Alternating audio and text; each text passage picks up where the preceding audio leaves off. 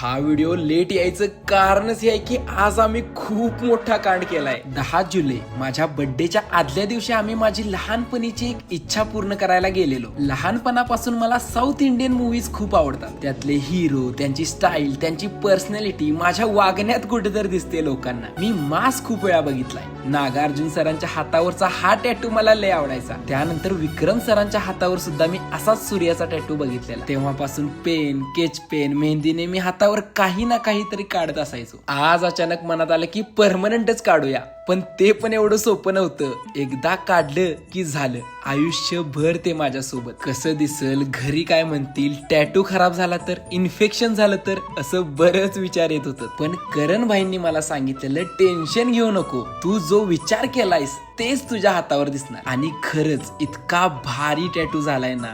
तुम्ही सांगा कमेंट मध्ये कसा दिसतोय. इथपर्यंत सगळं ठीक होतं, पण मी सुयशला बोललो, भाई तू पण काढणार का टॅटू माझ्यासारखा? आणि पुढच्या मिनिटाला तो खुर्चीवर बसून टॅटू काढून घेत होता. ना घरी काय माहिती, ना डोक्यात कोणता विचार. मी फक्त बोललो म्हणून काढून घेतला.